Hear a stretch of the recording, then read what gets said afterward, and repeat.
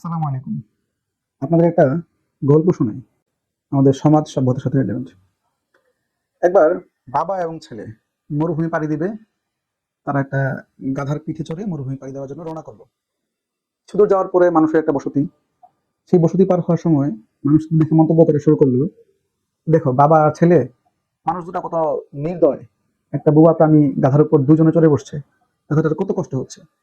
তখন বাবা মনে করলো, মানুষ তো ঠিকই বলেছে, যে আমরা দুইজন মানুষ গাধার পিঠে বসে আছি, গাধার তো অনেক কষ্ট হচ্ছে।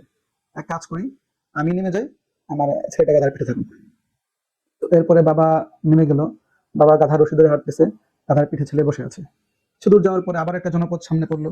ওই জনপদের লোকেরা এই দৃশ্য দেখে আবার মন্তব্য করা শুরু করলো, দেখো ছেলেটা কতই না বেয়াদব, বৃদ্ধ বাবা গাধার রশি ধরে হাঁটছে আর ছেলেটা গাধার পিঠে বসে আছে।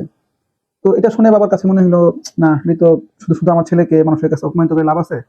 এক কাজ করি, ছেলে গাধার রশি ধরে হাঁটুক, আমি গাধার পিঠে চড়ি।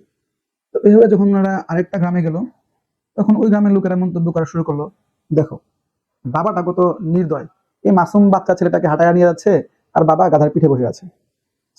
তো এটা শুনে বাবারও খারাপ লাগলো, ছেলেরও খারাপ লাগলো।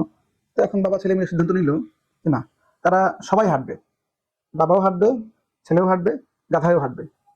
তো এইভাবে তারা হেঁটে হেঁটে হেঁটে হেঁটে যখন আরেকটা গ্রামে গেল, তখন ওই গ্রামের মানুষ মন্তব্য করা শুরু করলো, যে দেখো গাধা তো এখানে তিনটা, গাধা নিজেও গাধা, আর যে দুজন হাঁটতেছে তারাও গাধা, গাধারাই থাকে ওই মরুভূমির পথ হেঁটে হেঁটে পাড়ি পাড়ি দেয়। এরপরে বাবা আর ছেলের কাছে শুই না কি করবে, তারা পরে গাধারাই তাদের পিঠে উঠায় হাঁটা শুরু করলো।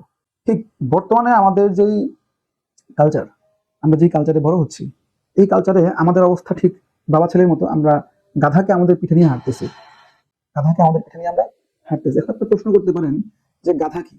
গাধা হচ্ছে মানুষের মন্তব্য। আমরা পড়াশোনা করছি, পড়াশোনা সম্পূর্ণ করার পরে মানুষ মন্তব্য করে, হাই হাই তুমি পড়াশোনা করছো, তুমি চাকরি করো না, তুমি এটা করতেছো, তুমি ওইটা করতেছো, তুমি এটা কেন করতেছো, এতে কয় টাকা আসে, কয় টাকা পাও, আরে ভাই আমারটা আমারে করতে দেন।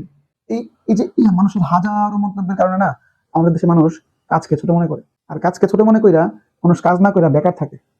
বেকার থাকতে ভালো লাগে, কিন্তু এই ছোট কাজ করতে আমাদের পছন্দ হয় না, কারণ মানুষ তো মন্তব্য করে। তাই আসেন, আমাদের যার যেই যেই জায়গায় আমাদের দক্ষতা আছে, যোগ্যতা আছে, আমাদের যার যেটা ভীষণ স্বপ্ন, আমরা আমাদের স্বপ্ন পূরণ করার জন্য আমাদের দক্ষতা এবং আমাদের যোগ্যতাকে কাজে লাগাইয়া, মানুষের মন্তব্যকে পিছনে ফেলাইয়া আমরা আমাদের লক্ষ্যপানে আগে যাই। তাইলেই আমরা একটা সমৃদ্ধশালী রাষ্ট্র এবং জাতি জাতি গঠন করতে পারবো। ধন্যবাদ সবাইকে যারা এতক্ষণ গল্পটা শুনেছেন।